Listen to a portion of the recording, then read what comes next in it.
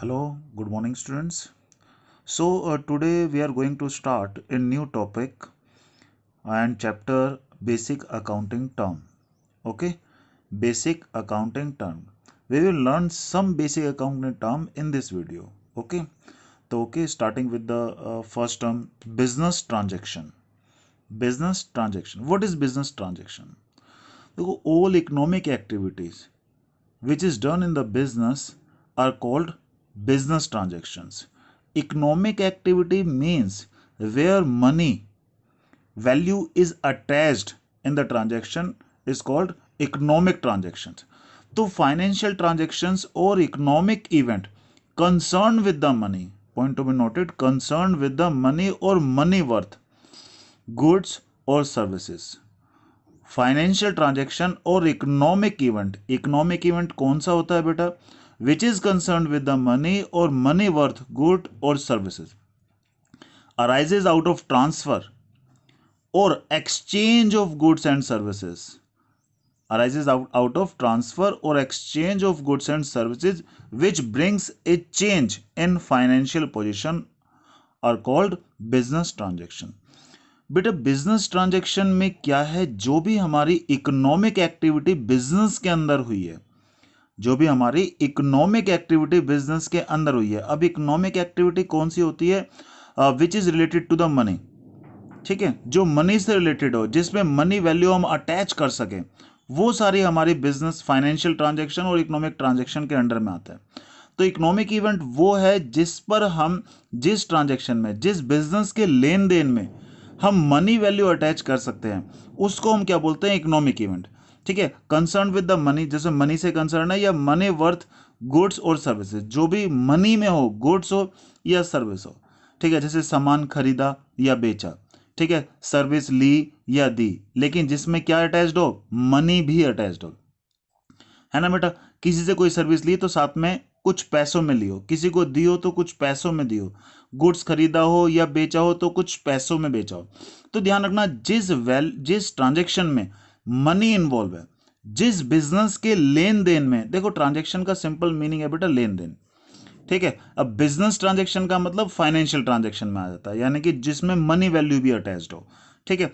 तो arises out of transfer और exchange of goods and services, यानी कि जब हम कोई भी गुड्स एंड सर्विस ट्रांसफर करते हैं या एक्सचेंज करते हैं। ट्रांसफर का मतलब, मान लो मैंने कुछ सामान बेचा तो ये गुड्स ट्रांसफर हो गया हमारा, ठीक है, लेकिन जिसके बदले में क्या है? मनी वैल्यू अटैच्ड है ना बेटा। तो गुड्स एंड सर्विसेज जितनी भी है हमारी, जिस पर मनी वैल्यू अटैच्ड है, वो हमारे लिए क्या हो जाती है? बिजनेस ट्रांजैक्शन, ठीक है। जिस ट्रांजैक्शन की वजह से हमारे बिजनेस की फाइनेंशियल पोजीशन में चेंज भी आएगा, ठीक है। जैसे मान लो हमने कोई सामान खरीदा तो सामान आया और पैसे गए, है ना बेटा, मनी हमारी तरफ से गई गई तो हमारे पास से उतने ही पैसे क्या हो गए? कम हो गए, तो फाइनेंशियल पोजीशन हमारी थोड़ी सी चेंज हो गई। सामान आ गया तो सामान हमारे स्टॉक में हम रख लेंगे, तो हमारी फाइनेंशियल पोजीशन थोड़ी सी चेंज हो गई। तो ध्यान रखना, जो भी ट्रांजैक्शन हो रही है जिनसे फाइनेंशियल ट्रांजैक्शंस में, फाइनेंशियल पोजीशन में कुछ चेंज आता हो, किसी इवेंट में कोई फर्क आता हो, वो सब हमारे लिए क्या है? बिजनेस ट्रांजैक्शन है। यानी बिजनेस की ट्रांजैक्शन हम सिर्फ तब बोलेंगे बेटा जब मनी इन्वॉल्व हो, कोई गुड्स एंड सर्विसेज जिसमें मनी वैल्यू अटैच्ड हो वो ट्रांसफर की गई हो, ठीक है, और जिससे हमारी फाइनेंशियल पोजीशन में कोई चेंज आता हो, that will be called business transaction. Okay, business transaction से क्या होता है? आफ्टर ईच ट्रांजैक्शन, हर एक ट्रांजैक्शन के बाद हमारी जो टोटल एसेट्स हैं, यानी कि टोटल संपत्ति है, वो हमारी किसके बराबर होती है? कैपिटल। कैपिटल क्या होता है बेटा? जो भी पैसा हमने बिजनेस में लगाया है वो, ठीक है। और लायबिलिटी, जो हमें दूसरों को देना हो, लायबिलिटी क्या होती है? जो हमें दूसरों को देना हो, उन दोनों के सम के बराबर टोटल एसेट होती है। इसके बारे में, इस इक्वेशन के बारे में हम एक डिटेल डिस्कशन भी लेंगे बेटा, उसमें मैं आपको समझाऊंगा कि रियली में ये किस तरीके से वर्क कर रहा है। ओके, तो ये हमारे लिए क्या है? Business transaction. Next heading is account. So what is account? Account is a record of transaction under a particular head, ठीक है। अकाउंट क्या होता है? सम ट्रांजेक्शन्स का रिकॉर्ड है किसी पर्टिकुलर हेड में। जैसे एक पर्टिकुलर हेड हमने बना दिया कैश, तो इस अकाउंट में, यानी कि इस चीज में सिर्फ कैश से रिलेटेड आइटम आएंगे, कुछ यहां लिखेंगे, कुछ यहां लिखेंगे। ये हमारी बेटे डेबिट साइड होती है, DR करके डिनोट करते हैं, ये क्या होती है बेटे डेबिट साइड। इस लेफ्ट हैंड साइड को हम क्या बोलते हैं, डेबिट, यानी कि ये डेबिट साइड है जहां पर हम लिख रहे हैं कौन कौन सी कैश में ट्रांजेक्शन हो रही है। एक बेटा राइट हैंड साइड होती है जिसको बोलते हैं क्रेडिट, CR से डिनोट करते हैं उसको, ठीक है। तो यहां पर भी हम कुछ लिखते हैं कैश से ट्रांजेक्शन, ठीक है। तो एक पर्टिकुलर हेड के अंडर में, यानी कि पर्टिकुलर हेड क्या हुआ, कैश, इस कैश के हेड में जितनी भी ट्रांजेक्शन हमने लेफ्ट हैंड साइड में या राइट हैंड साइड में लिखी हैं, ठीक है, इसको हम क्या बोलते हैं, इस पूरी चीज को हम क्या बोलेंगे, अकाउंट, ठीक है। यानी कि ये रिकॉर्ड ऑफ ट्रांजेक्शंस, ठीक है, ये ट्रांजेक्शंस हमने क्या रिकॉर्ड की हैं अंडर ए पर्टिकुलर हेड, किसी पर्टिकुलर हेड के अंडर में जब हम कुछ ट्रांजेक्शंस रिकॉर्ड करते हैं तो ये हमारे लिए, हम इसको क्या बोलते हैं बेटा, अकाउंट बोलते हैं। इसको डिटेल डिस्कशन हम बाद में करेंगे। अकाउंट के लिए स्पेशल एक चैप्टर है जिसमें हम सारे अकाउंट बनाना सीखेंगे, लेफ्ट हैंड साइड में क्या लिखते हैं, क्यों लिखते हैं, इसके रूल्स क्या हैं, ठीक है। All rules will be learn by us in the later chapter, okay. तो यहाँ पर ये जो अकाउंटिंग इक्वेशन है इसको भी हम डिटेल डिस्कशन बाद में लेंगे, इसको भी डिटेल डिस्कशन बाद में लेंगे। अभी सिर्फ this is a basic accounting term account, ठीक है। हम एक बेसिक फंडा पढ़ रहे हैं कि अकाउंट क्या होता है, ठीक है। तो अकाउंट क्या होता है, ट्रांजेक्शंस ऑफ, ठीक है, record of transactions under a particular head is called account, ठीक है। ओके बेटा, नेक्स्ट शुरू करते हैं। तो next basic accounting term is capital. What is capital, ठीक है, एनी कैश, गुड्स और asset having monetary value invested or introduced by the owner or proprietor in the business is called capital। Capital का other नाम भी है बेटा owners equity और net worth, ठीक है। कैपिटल क्या है, एक बिजनेसमैन ने, यानी कि ओनर ने, बिजनेस के ओनर ने शुरुआत में जब भी बिजनेस स्टार्ट किया है, स्टार्ट करते टाइम जो भी कैश, गुड्स या कोई भी एसेट जिसकी मनी वैल्यू हो, अगर बिजनेस में इंट्रोड्यूस की है, इंट्रोड्यूस की मतलब बिजनेस में लगाई है, किसने लगाई है, ओनर ने या प्रोप्राइटर जिसको बोलते हैं, तो वो जो अमाउंट है उन सब का जो सम है उसको बेटा हम क्या बोलेंगे, कैपिटल बोलेंगे, ठीक है। इसको ओनर्स इक्विटी भी बोलते हैं, नेट वर्थ भी बोलते हैं। Let this is a particular person, यानी कि प्रोप्राइटर है, okay, this is the business, ये हमारे लिए क्या है, बिजनेस है। इस ओनर ने बिजनेस में एक तो कैश लगाया, कैश लगाया लेट 1 लाख रुपए का, कुछ उसके पास सामान रखा हुआ था वो भी उसने बिजनेस में लगा दिया, गुड्स, ठीक है, मान लो 50,000 का था, कुछ फर्नीचर वर्नीचर भी रखा था उसके पास, वो भी वो बिजनेस में लगा, लेके आ गया कि भाई ऐसा यहाँ रखते हैं, यहाँ पे काम आएगा, ठीक है। तो ये एसेट में आ गई हमारी फर्नीचर, ठीक है। फर्नीचर हमारा कितने का लगाया उसने, 50,000 रुपए का, ठीक है। तो ये हमने क्या करा, एक ओनर ने, ठीक है, ये कौन है, ओनर, या जिसको क्या बोलते हैं बेटा, प्रोप्राइटर। प्रोप्राइटर ने बिजनेस में स्टार्ट करते टाइम जो भी कैश, गुड्स या एसेट लगाई, ठीक है, फर्नीचर, ठीक है, प्लांट, लैंड, बिल्डिंग, मशीनरी, कुछ भी लगाया, ठीक है, तो sum of all these items is capital. Let हमने टोटल जो सम लगाया है वो लगाया है 2 लाख रुपए का, तो 2 lakh rupees is are capital, ठीक है। It is also called owners equity और नेट वर्थ, ओनर्स इक्विटी और नेट वर्थ, ओके बेटा, समझ आया। तो एक बिजनेस के ओनर ने बिजनेस को स्टार्ट करते टाइम जो भी उसमें कैश लगाया, कोई गुड्स लगाया, कोई asset, furniture, land, building, plant, machinery कुछ भी लगाई, तो उन सब का जो इनिशियल पॉइंट का जो सम है दैट इज कॉल्ड कैपिटल और ओनर्स इक्विटी और नेटवर्थ, ओके बेटा। Okay, next topic, drawing. What is drawing, any amount, goods और asset taken by proprietor for personal और domestic purpose is called drawing. यानी कि अपने पर्सनल यूज के लिए हमने बिजनेस में से जो भी निकाल के हम घर ले गए, ठीक है, डोमेस्टिक पर्पज से यूज कर लिया, वो हमारे लिए क्या है बेटा, ड्राइंग है। फॉर एग्जाम्पल अगर हम इस चीज को देखें तो लेट, ये हमारे लिए क्या है, हमारा घर, ठीक है, ये हमारे लिए क्या है, डोमेस्टिक पर्पज, ये होम मान लो आप, ये मान लो हमारे लिए क्या है, बिजनेस, ठीक है। लेट बिजनेस में मैं ये पेन बना रहा हूं, लेट बिजनेस में क्या बना रहा हूं बेटा, मैं ये पेन बना रहा हूं, ठीक है।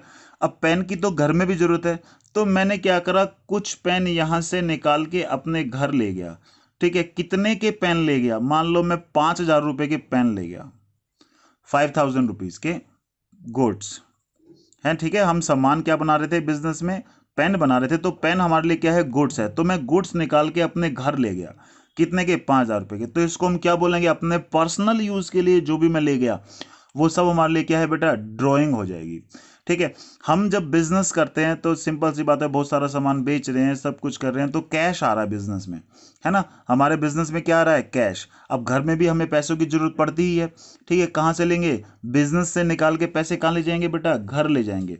तो ये हमारे लिए क्या करा, हमने क्या करा, कुछ कैश निकाला और ले गए, कहाँ ले गए, घर, ठीक है। ये कैश निकाला हमने, बिजनेस से कैश निकाला और कहाँ ले गए, घर। कितने का कैश निकाला, 10,000 रुपए का। तो हमारे लिए टोटल ड्राइंग कितनी होगी, 15,000 रुपए की। ये हमारे लिए क्या है, ड्राइंग है। 15,000 की बेटा ये हमारे लिए क्या है, ड्राइंग। तो हम अपने बिजनेस में से कुछ भी निकाल के घर ले जाएं, या अपना पर्सनल यूज, या तो घर ले जाएं या कुछ भी पर्सनल यूज करें, पर्सनल यूज करें, तो वो हमारे लिए बेटा क्या हो जाता है, ड्राइंग हो जाता है, ठीक है बेटा। उसको क्या बोलते हैं हम, ड्राइंग। अपने पर्सनल पर्पस के लिए हमने अपने बिजनेस में से कैश निकाला, सामान निकाला, घर ले गए, या अपने पर्सनल यूज के लिए यूज किया, तो दैट इज ड्राइंग। ओके,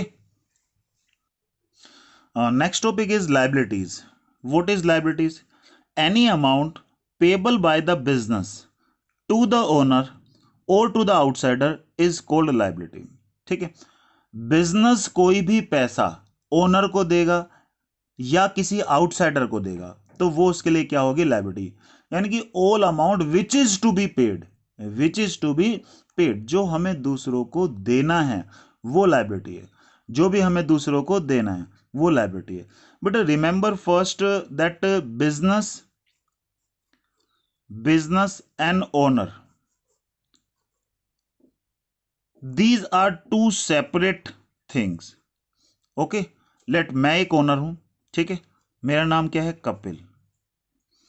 मैं एक ओनर हूं और ये मेरा क्या है, बिजनेस है। मैंने शुरुआत में बिजनेस में यहां पर पैसे लगाए, तो हम क्या मान रहे हैं, मैं अलग हूं, बिजनेस अलग है। मैंने जो भी पैसे बिजनेस में लगाए, बिजनेस बाद में मुझे वापस देगा, बिजनेस मुझे बाद में वापस देगा। देगा तो बिजनेस की क्या बन जाती है, लाइबिलिटी। लाइबिलिटी यानी कि बिजनेस जो पैसा ओनर को वापस देगा वो भी लाइबिलिटी है। अगर हमने बाहर से कोई सामान खरीदा हुआ है, ठीक है, बाहर से किसी से कुछ उधारी है, तो बिजनेस जो बाहर वालों को देगा, ठीक है, वो भी बिजनेस के लिए क्या हो जाएगी बेटा, लाइबिलिटी हो जाएगी, ठीक है। आउटसाइडर को जो देगा वो भी लाइबिलिटी हो जाएगी, हमें वापस जो हमारा पैसा करेगा वो भी liability. All transactions are recorded with a view that business and owner are two separate thing, ठीक है। ये दोनों क्या है, सेपरेट है। यानी कि ओनर जो भी पैसा बिजनेस में लगा रहा है, ठीक है, एज्यूम करते हैं कि हम बिजनेस से हमारा पैसा हम वापस लेंगे, तो बिजनेस के लिए वो क्या है, liability, because this amount is to be paid by the business to the owner. Okay, अगर बाहर से कोई उधारी ली हुई है, हमने उधार सामान खरीदा हुआ है, कुछ भी करा हुआ है, तो वो भी हमें क्या करना पड़ेगा, वापस देना पड़ेगा, वो भी क्या है, liability. So that's why we are calling that any amount payable by the business to the owner, ठीक है, or to the outsider is called liability, ठीक है। Amount payable to the owner is internal liability. Amount payable to the outsider is external liability. Okay, beta, these are external liability. So there are two bifurcation of liability, non-current liability and current liability, ठीक है। So what is the meaning of non-current liability? Amount payable after a period of more than 1 year from the end of accounting period is called non-current liability, ठीक है। जो भी पैसा बेटा हमें 1 साल के बाद देना होता है, let we are starting a business on 1/4/2020 को हमने बिजनेस स्टार्ट किया, 1 अप्रैल। जैसे हमारा अकाउंटिंग पीरियड क्या है, अप्रैल टू 31 मार्च, ये 31 मार्च 2021, ठीक है। ये हमारा अकाउंटिंग पीरियड है, इसको क्या बोलते हैं बेटा, अकाउंटिंग, ये हमारा अकाउंटिंग पीरियड है, ठीक है। जिसमें हमने क्या करा, हमने सोचा है कि हम सारे ट्रांजेक्शन 1 अप्रैल से 31 मार्च तक देखेंगे, उसके बाद प्रॉफिट वॉफिट निकालेंगे यहां पर, यानी कि ये हमारा एंड हो जाएगा इस अकाउंटिंग ईयर का। फिर अगला अकाउंटिंग ईयर शुरू करेंगे। तो all amount which is payable after the end of accounting period, ये यहां इसके भी बाद हमें देना हो, ठीक है, ठीक है। तो यहां पर क्या है, क्या कह रहा है, all amount payable after a period of more than 1 year from the end of accounting year, यानी कि जो 1 साल हमारा इसके बाद यहां पर आता है 31 मार्च 2022, जो इसके भी बाद पे करना है, that is non current liability. हमारा अकाउंटिंग ईयर जहां पर खत्म होता है, जो लायबिलिटी उसके 1 साल के भी बाद पे करनी होती है, जो लायबिलिटी हमें 1 साल के भी बाद पे करनी है, वो हमारे लिए नॉन करंट लायबिलिटी है। और जो चीजें हमारी जो अकाउंटिंग ईयर खत्म होने के बाद 1 साल के अंदर अंदर पे करनी है, ये हमारे लिए क्या है, करंट लायबिलिटी है। ठीक है बेटा, हमारा अकाउंटिंग ईयर बेटा जो स्टार्ट हो रहा है वो 1 अप्रैल 2020 से लेके 31 मार्च 2021 तक है। लेट 31 मार्च 2021 तक है। तो जो लायबिलिटी हमें अकाउंटिंग ईयर खत्म होने के 1 साल के अंदर अंदर पे करनी है, उसको बोलते हैं करंट लायबिलिटी। और जो 1 साल खत्म होने के भी उसके भी बाद पे करनी होती है, 1 साल के भी बाद पे करनी होती है, वो हमारी होती है non current liability. So amount payable after a period of more than 1 year from the end of accounting year, यानी कि from the end of accounting year more than 1 year, तो ये हमारे लिए क्या है, non current liability. Current liability क्या है, which is payable with in 12 months from the end of accounting year, ठीक है, यानी कि जो अकाउंटिंग ईयर के एंड के होने के बाद 1 साल के अंदर, यानी कि 12 मंथ्स के अंदर अंदर पे करनी है, दैट इज करंट लायबिलिटी। तो examples of non current liabilities are long term loan, जो 1 साल के भी बाद पे करने हैं। ओके, करंट लायबिलिटी क्या है, जो विद इन 1 ईयर पे करनी है, जैसे क्रेडिटर्स। क्रेडिटर्स कौन होते हैं, जिनसे हमने उधार सामान खरीदा, ठीक है, उधार जिससे सामान खरीदा बेटा, वो बहुत ज्यादा दिन तक आपको आपके लिए वेट नहीं करेंगे, है ना। अब ऐसे नहीं कि हमने किसी से उधार सामान खरीदा, उसने कह दिया 2 4 5 साल बाद दे दियो, ऐसे नहीं होगा ना।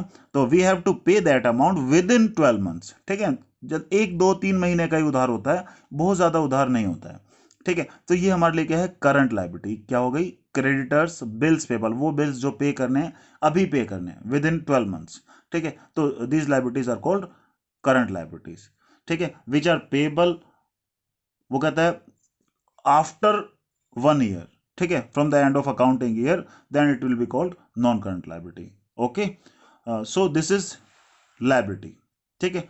अमाउंट टू बी पेड, देना है, जो देना है, ठीक है, it can be payable to the owner, ठीक है, that is called internal liability. It can be paid to the outsiders, that will be called external liability, ठीक है। And two more bifurcation, non current liability and current liability after a period of more than, यानी कि more than 1 year और within 1 year. Okay, next topic is asset. Basic accountant term is asset. What is asset? Assets means, अगर हिंदी में हम देखिए तो संपत्ति, हमारे पास जो कुछ भी है, all will be our asset, ठीक है। यानी कि एसेट्स आर द प्रॉपर्टी, कोई भी प्रॉपर्टी और कोई भी legal right owned by the individual, ठीक है, इंडिविजुअल यानी कि बिजनेस के ओनर ने, और company to which money value can be attached, ठीक है, जिस पे हम कोई भी मनी वैल्यू अटैच कर सकें, वो हमारे लिए क्या है, एसेट। हमारी एसेट हम किसको मान रहे हैं, जो पैसों में हो और जो हमारी संपत्ति हो, ठीक है, जिसको हम पैसों में मेजर भी कर सकें, यानी कि मनी मेजरमेंट भी हो सके, तो दैट विल बी एसेट, ठीक है। There are two bifurcation of assets, ठीक है, current assets and non current assets. अब करंट एसेट्स क्या होती है, नॉन करंट एसेट्स क्या होती हैं, all those assets which are to be convertible into cash within a short period of time, within 12 months, within 1 year, ठीक है, it will be called current assets। यानी कि वो assets जिसको हमने रखा है किस लिए, कैश में कन्वर्ट करने के लिए। कैश में कन्वर्ट कितने टाइम में, विद इन 1 ईयर, जिसको हम कैश में कन्वर्ट कर सकते हो, वो हमारे लिए क्या है बेटा, करंट एसेट्स है। सारी की सारी एसेट जिसको विद इन 1 ईयर हमें कैश में कन्वर्ट करना है, या 12 मंथ्स के अंदर अंदर कैश में कन्वर्ट करना है, that will be our current assets. And non current assets, non current assets कैसी होती है, जिसको हमने रीसेल के पर्पज से नहीं खरीदा, ठीक है, जैसे हमने बिल्डिंग खरीदी, तो बिल्डिंग हमने इसलिए थोड़ी खरीदी कि खरीद के बेच देंगे, है ना, वो तो यूज के लिए खरीदी है, यूजफुल है हमारी, ठीक है। तो ये हमारे लिए क्या है, नॉन करंट एसेट्स के लिए क्या क्या एलिजिबिलिटी क्राइटेरिया है, तो held by the business not for the purpose of resale, पहला, ठीक है, हेल्ड एज इन्वेस्टमेंट, इन्वेस्टमेंट के तरीके से हेल्ड की, यानी कि भैया एक बार ले ली, लेके फिर रख ली, ठीक है, फिर हम उसको यूज करेंगे, ठीक है। और to facilitate the business operation, जो बिजनेस के ऑपरेशन को फैसिलिटेट करने के लिए जो खरीदी गई हैं वो हमारे लिए क्या है, non current assets. For example हमने लैंड खरीदी, ठीक है, बिल्डिंग खरीदी, कोई मशीनरी खरीदी, तो these are not purchased for resale, हमने ये रीसेल के लिए नहीं खरीदी है, बट टू, वो कहता है facilitate the business operation, business operation को फैसिलिटेट करने के लिए, उसको स्मूथ रनिंग के लिए, ठीक है, अपने बिजनेस ऑपरेशन को कंफर्टेबली चलाने के लिए हमने वो मशीनें खरीदी हैं। जो बिल्डिंग खरीदी है हमने यूज करने के लिए खरीदी है, ना कि रीसेल के लिए खरीदी है। तो नॉन करंट एसेट्स हमारी कौन सी होती हैं, जिसको रीसेल के लिए ना खरीदा हो, एज एन इन्वेस्टमेंट हम ट्रीट कर रहे हो, बस एक बार ले दी और छोड़ दी फिर काफी लॉन्ग टाइम तक, और उसको यूज कर रहे हैं, and to facilitate the business operation are called non current assets. So there are many bifurcation of non current assets. First, fixed assets. Fixed assets, what is fixed asset, जो कि fixed है, जो कि fixed है, यानी कि कोई building हमने खरीदी तो इसलिए नहीं कि बेच देंगे, फिक्स कर दी, लाए और मतलब बिल्डिंग हमने फिक्स कर ली और इसको हम काफी लॉन्ग टाइम तक यूज करेंगे, useful for more than 1 year, ठीक है, जो 1 साल से ज्यादा यूजफुल हो, वो हमारे लिए क्या है, फिक्स है, जिससे हमारी अर्निंग कैपेसिटी इंक्रीज होती हो, दैट इज फिक्स एसेट्स। ठीक है, हमने एक बिल्डिंग परचेज कर ली तो अर्निंग कैपेसिटी बढ़ेगी, हम उसमें काम करेंगे, बिजनेस को हम यूज कर रहे हैं, बिल्डिंग का किसी को पैसा नहीं देना है ना, तो वो भी पैसे हमारे बच रहे हैं, रेंटेड भी नहीं है, ठीक है। तो यहां पर क्या है, ये फिक्स एसेट क्या होती है, useful for more than 1 year, 1 साल से ज्यादा यूजफुल है, ठीक है, हमने बेचने के लिए नहीं खरीदा, जिससे हमारी अर्निंग कैपेसिटी इंक्रीज होती हो, that is fix assets. Fix assets के दो बाइफर्केशन है बेटा, जैसे फिक्स एसेट हमारी क्या होती है, land, building, plant, machinery, examples हमारे क्या होंगे, लैंड, बिल्डिंग, प्लांट, मशीनरी। इसके दो बाइफर्केशन अगर हम और देखें तो एक तो होती है टेंजिबल, एक होती है intangible. Tangible assets are those assets which are physically exist, जो हमारा फिजिकली एग्जिस्ट है, ठीक है, जिसको हम देख सकते हैं, जिसको हम छू सकते हैं, वो क्या है, टेंजिबल फिक्स्ड एसेट्स। ये क्या है हमारे लिए, tangible fixed assets. So examples of tangible assets which can be seen and touched, land को हम छू सकते हैं, देख भी सकते हैं, बिल्डिंग को हम छू भी सकते हैं, देख भी सकते हैं, ये टेबल है, टेबल को हम छू भी सकते हैं, देख भी सकते हैं, है ना। तो ये हमारे लिए क्या है, टेंजिबल एसेट्स, जिसको हम छू सकते हैं, देख सकते हैं, जैसे कि land, building, plant, machinery, tangible fixed assets, ठीक है, these are the bifurcation of fixed assets. Okay, फिर है इंटेंजिबल एसेट्स।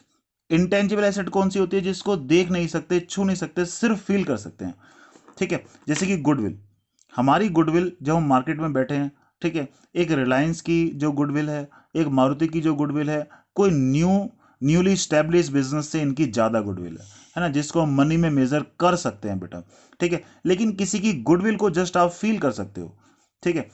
मैं अगर अच्छा पढ़ा रहा हूँ और मेरा बहुत नाम है, मान लो कि कपिल सर बहुत अच्छा पढ़ाते हैं, बहुत अच्छा पढ़ाते हैं, तो ये मेरी गुडविल है, एक मनी मार्केट में एक मनी वैल्यू की गुडविल बन जाएगी, लेकिन उसको जस्ट आप फील कर सकते हो, अल्टीमेटली आप मेरी गुडविल को टच नहीं कर पाओगे, इसको सिर्फ फील कर पाओगे, ठीक है। पेटेंट्स, किसी काम को करने का फॉर्मूला है ना, कोई कॉपीराइट्स, कोई आपने राइट लिया हुआ है, तो ये क्या है, ये सिर्फ एक पेपर पे लिखी हुई टर्म्स एंड कंडीशन है, भाई ये फॉर्मूला इस पर्सन ने बनाया और ऐसे ऐसे करके ये एक रिकॉर्डेड हो गया, ठीक है, हमने रजिस्ट्रार के पास जाके इसको अपने नाम से रिकॉर्डेड करा लिया, अपने नाम से करा लिया, तो ये एक पेटेंट है। कोई कॉपीराइट है, हमने किसी से कोई कॉपीराइट लिया है, तो वो क्या है, एक रिटर्न फॉर्मेट है जस्ट, जिसको हम पढ़ के फील कर सकते हैं, अल्टीमेटली टच करेंगे तो किसको करेंगे, पेपर को, अल्टीमेटली टच करेंगे तो किसको करेंगे, इंक को, हम उसमें क्या लिखा है, that is more important. Patent या कोई कॉपीराइट लिया है हमने, किसी से कोई कॉपीराइट लिया, तो वो एक एग्रीमेंट हो गया पेपर पे, तो उस पेपर पे जो लिखा है ना, उसको फील करना ही हमारे लिए सबसे इंपॉर्टेंट है, वो हम फील कर सकते हैं कि इस पेपर पे ये कुछ लिखा है, हम टच करेंगे तो अल्टीमेटली किसको करेंगे, पेपर को। तो यहां ध्यान रखना कि जो भी फिजिकली एग्जिस्ट ना हो, जिसको हम देख ना सकते हो, छू ना सकते हो, लेकिन मनी में उसकी वैल्यू है, तो that will B intangible asset. Goodwill, ठीक है। पेटेंट्स क्या होता है बेटा, किसी भी काम को करने का कोई फॉर्मूला जो हमने अपने नाम से रजिस्टर्ड करा रखा है, जिसकी मनी में भी वैल्यू है, ठीक है, अगर हम वहाँ कहीं से परचेज कर रहे हैं उसको किसी दूसरे पर्सन से, ठीक है, तो मनी हमने उसके लिए पे किया है ना, तो वो पेटेंट हमारी एसेट है। कोई कॉपीराइट, ठीक है, जैसे हॉल पे मूवीज चलती हैं, ठीक है, तो प्रोड्यूसर से पहले कॉपीराइट लेना पड़ता है ना। कॉपीराइट क्या है? एक रिटर्न एग्रीमेंट है कि भाई तुम ये मूवी इतने दिन तक अपने हॉल पे चला सकते हो, तो उसके बदले भी हमें पैसे देने पड़ते हैं ना। जो पैसों में हमने कोई चीज खरीदी वो हमारे लिए हमारी एसेट हो गई, ठीक है। तो ये क्या है बेटा? इनटेंजिबल एसेट्स है, ठीक है, which are not physically exist and not seen and touched, but it has some money value. Okay, तो ये हमारे लिए क्या है? Tangible fixed assets and useful for more than 1 year, point to be noted, and useful for more than 1 year, ठीक है, that wise it is under the fixed asset. Okay, तो ये हमारे लिए क्या है? पहला फिक्स्ड एसेट। फिक्स्ड एसेट कौन सी? जो 1 साल से ज्यादा यूजेबल है, जिसको हमने बेचने के लिए नहीं खरीदा, and it will increase our earning capacity. Two more bifurcation, tangible, intangible. Tangible क्या? जिसको देख सकते हैं, छू सकते हैं। इंटेंजिबल क्या? जिसको देख नहीं सकते, छू नहीं सकते। ओके, फिर हमारे लिए क्या है ये आगे इसका? और नॉन करंट एसेट की बाइफर्केशन है नॉन करंट इन्वेस्टमेंट, यानी कि ऐसी इन्वेस्टमेंट जो 12 महीने से भी ज्यादा टाइम में रिलाइजेबल है, जो लॉन्ग टाइम के लिए इन्वेस्टमेंट की हुई है, वो भी हमारे लिए क्या है? नॉन करंट एसेट ही है, ठीक है। फिर long term loans and advance है। अगर हमने किसी को लॉन्ग टर्म के लिए लोन दिया हुआ है, बेटा लिया नहीं हुआ, दिया हुआ है, तो उससे बाद में पैसे लेंगे, हम लेंगे तो हमारी एसेट है, लेकिन कब लेंगे? लॉन्ग टाइम के बाद वैसे लेंगे, तो इसलिए क्या है? ये नॉन करंट एसेट है, ठीक है। फिर या कोई अदर नॉन करंट एसेट जो इनमें नहीं आई, तो वो सब कहाँ पे आ जाएगी? इनमें। तो for your examination purpose only 2 terms are important, ठीक है।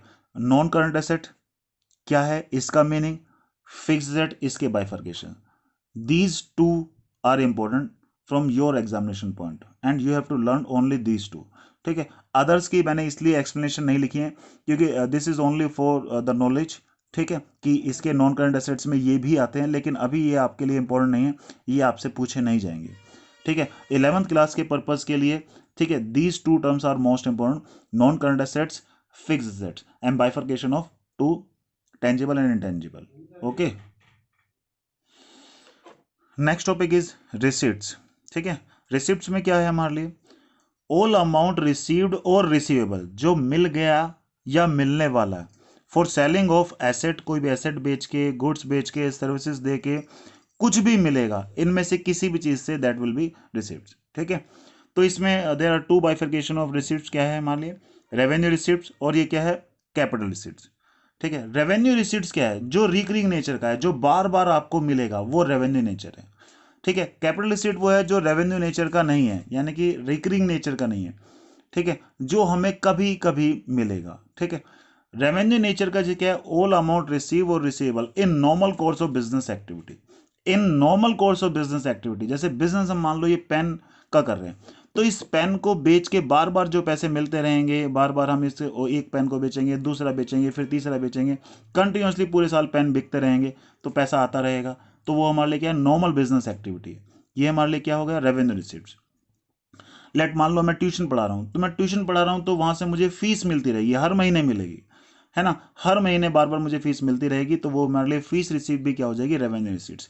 यानी कि जो रिकरिंग नेचर के होते हैं, रिकरिंग नेचर का मतलब जो बार बार होता है इनकम, ठीक है, तो वो हमारे लिए नॉर्मल कोर्स ऑफ बिजनेस का पार्ट है, तो वो हमारे लिए क्या है बेटा? रेवेन्यू रिसीट्स, ठीक है। और जो नॉर्मल बिजनेस का पार्ट नहीं है, ठीक है, वो हमारे लिए क्या है? कैपिटल रिसीट्स, जैसे कि जो कभी कभी मिलती हैं, ठीक है।